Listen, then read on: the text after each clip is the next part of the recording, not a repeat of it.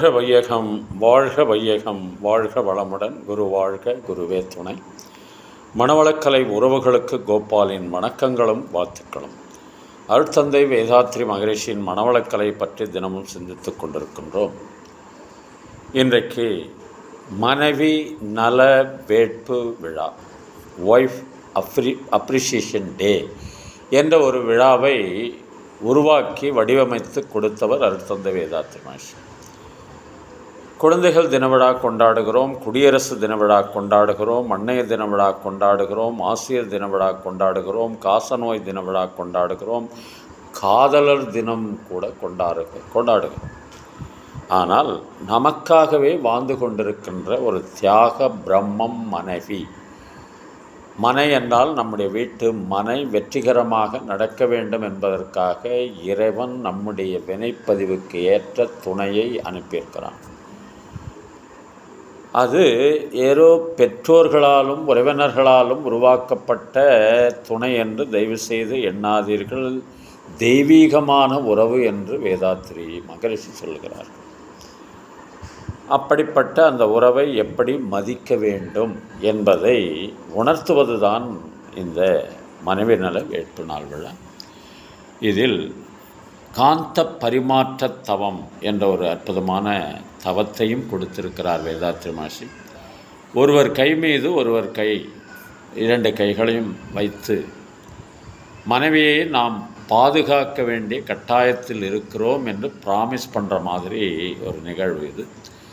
மின்சாரம் பாய்வது போல கணவனுடைய ஆற்றல் மனைவிக்கும், மனைவியினுடைய ஆற்றல் கணவனுக்கும் ஊடுருவி பாய்வதை உணர முடியும் என்ற அடிப்படையில் இதை கொடுத்திருப்பார் வேதாத்ரி மகரிஷி. அதாவது கணவன் செய்த நன்மைகளை மனைவியும், மனைவி செய்த நன்மைகளை கணவனும் நினைத்து நன்றி உணர்வோடு பாராட்ட வேண்டிய விழா. இதில் ஒரு 2 சடங்கு இருக்கும். அதில் என்ன சடங்குன்னா, கணவர் மலரை எடுத்து தன் மனைவியை பார்த்து, இந்த மலரை போன்ற மென்மையான மனம் படைத்த உங்களை மனைவியாக அடைந்ததற்கு கடவுளுக்கு நன்றி சொல்லுகிறேன். இந்த மலரை போன்று உங்களை நான் பாதுகாப்பேன், பராமரிப்பேன் என்று சொல்லி அவர்கள் தலையில் சூட்டி விடுவது ஒரு சிறப்பு.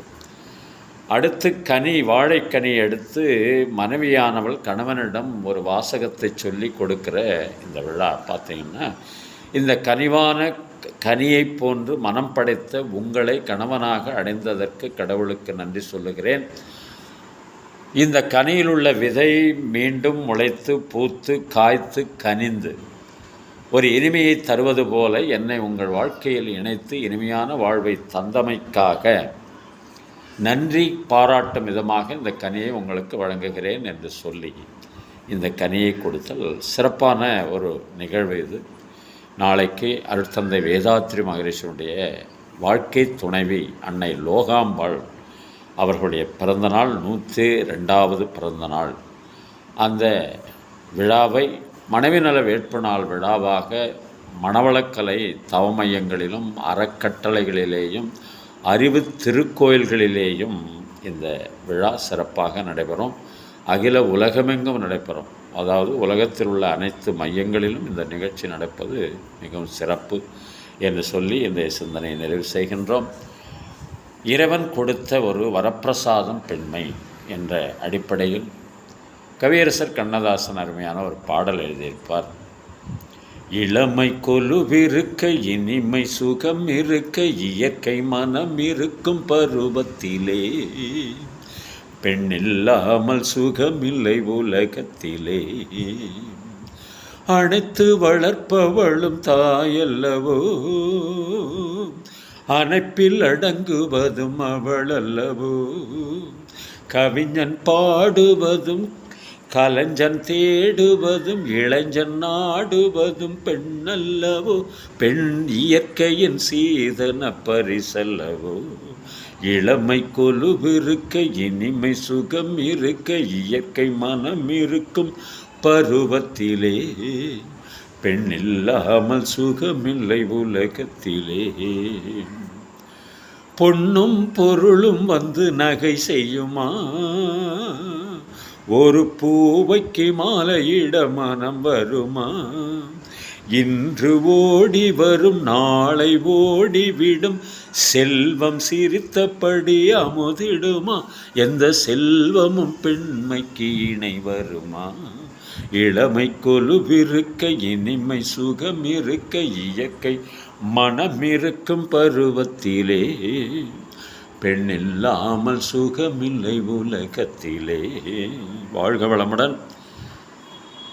இன்று பிறந்தநாள் திருமண நாள் காணும் அன்பர்கள் நண்பர்கள் மனவளக்கலை உறவுகளுக்கு அருட்தந்தையின் அருட்காப்பு அருட்பெயராற்றல் இரவும் பகலும் எல்லா நேரங்களிலும் எல்லா இடங்களிலும் எல்லா தொழில்களிலும் உறுதுணையாகவும் பாதுகாப்பாகவும் வழிநடத்துவதாகவும் அமையுமாக அருட்பெயராற்றல் கருணையினால் உடல் நலம் நீளாயுள் நிறை செல்வம் உயர் புகழ் மெய்ஞானம் ஓங்கி வாழ்க வளமுடன் என்று குரு நினைவோடு வாழ்த்தி மகிழ்கின்றோம்.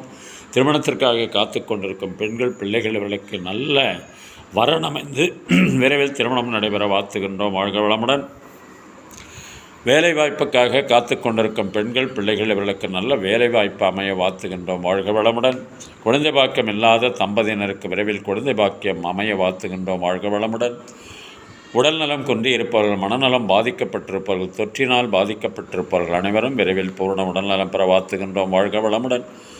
உலக மக்கள் அனைவரும் மனவளக்கலையில் இணைந்து உடல் நலம் உயிர்வளம் மனவளம் நட்பு நலம் ஆன்ம தூய்மை இறைவனொரு பெற குருவருடன் திருவருளும் சூக்கமுமாக இருந்து துணை புரிய வேண்டி வாழ்த்துகிறேன். வாழ்க வளமுடன். நீங்களும் உங்கள் அன்பு குடும்பமும் வாழ்க.